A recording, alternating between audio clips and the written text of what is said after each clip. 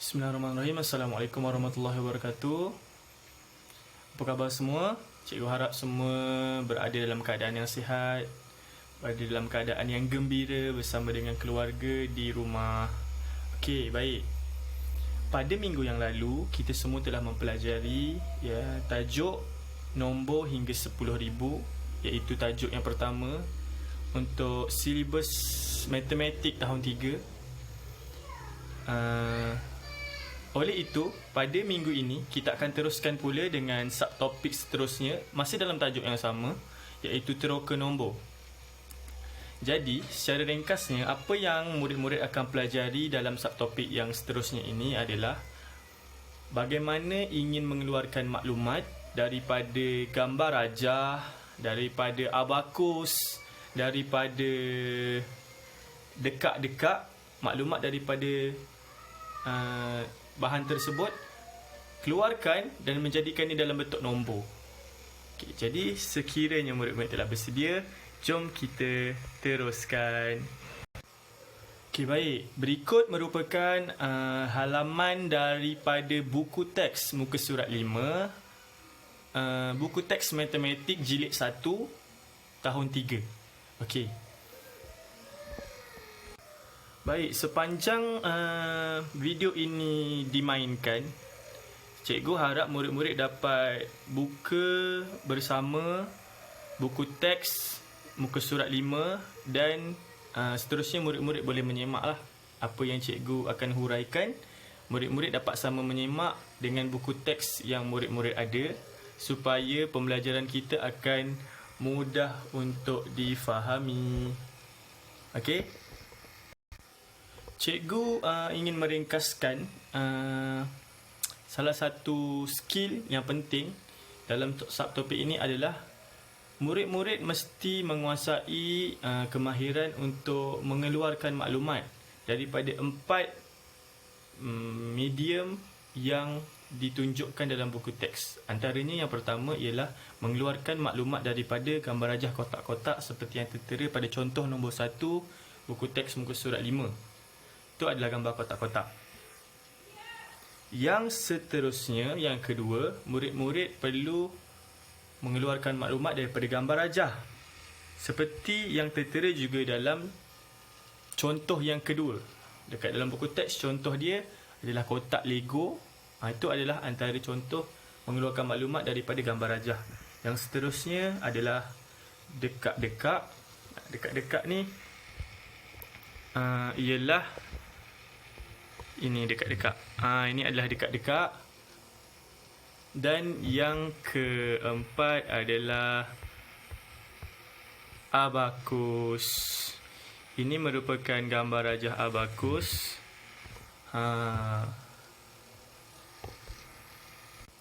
Baik, untuk keempat-empat medium ini, cikgu tidak akan menguraikan keempat-empatnya, tapi cikgu akan memfokuskan kepada cara untuk menggunakan ataupun membaca abakus terus mengeluarkan maklumat nombor yang terdapat dalam abakus. Okey? Okey, baik murid-murid. Berikut merupakan gambar rajah penggunaan abakus yang murid-murid boleh perhatikan. Kita akan sama-sama bincangkan. Okey? Okey, baik. Cikgu akan mulakan. Setiap baris dalam abakus mempunyai 5 biji buah. Cikgu panggil 5 biji buah. Dan 1 biji berada di bahagian atas dan dibahagi dengan 1 palang. Dan kemudian diikuti dengan 4 lagi biji buah.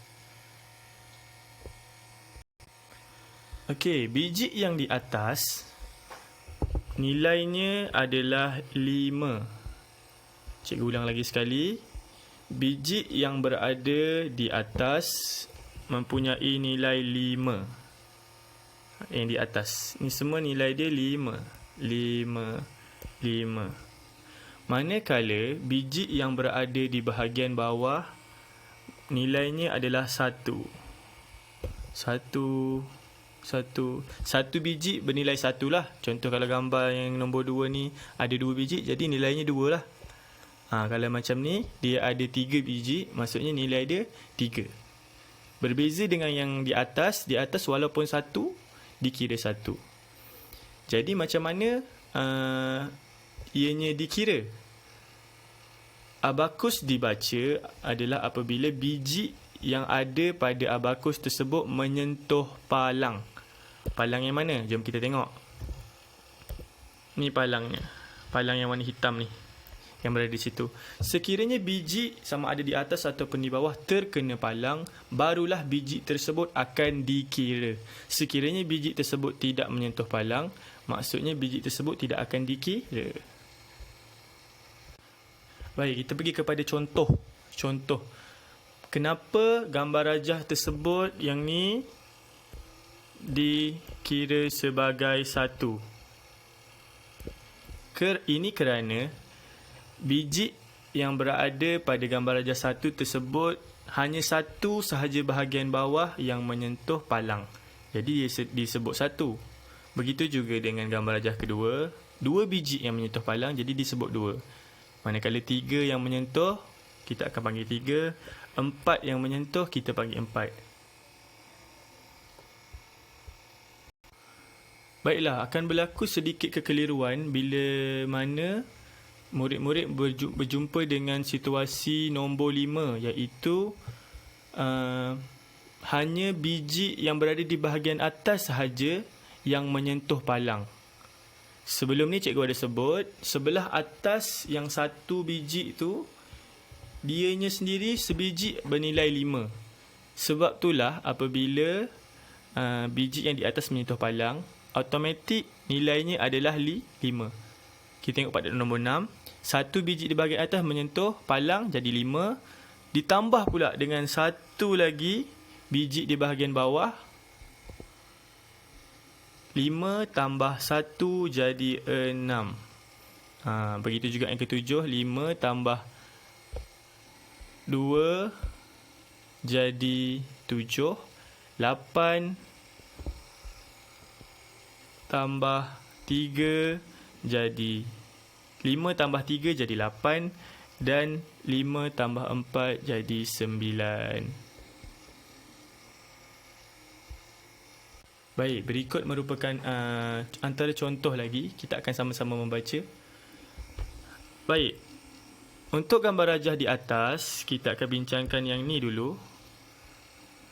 Kita akan membaca abakus, biji abakus yang menyentuh palang sahaja, iaitu biji yang berwarna kelabu.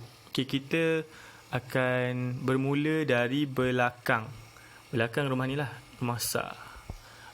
Kita akan bermula dari sini. Ada 1, 2, 3. Sebab itulah rumah Sa ada 3. Kita pergi pada rumah puluh. 1, 2. Ni rumah puluh. Jadi 1, 2. Sebab tu rumah puluh dia 2.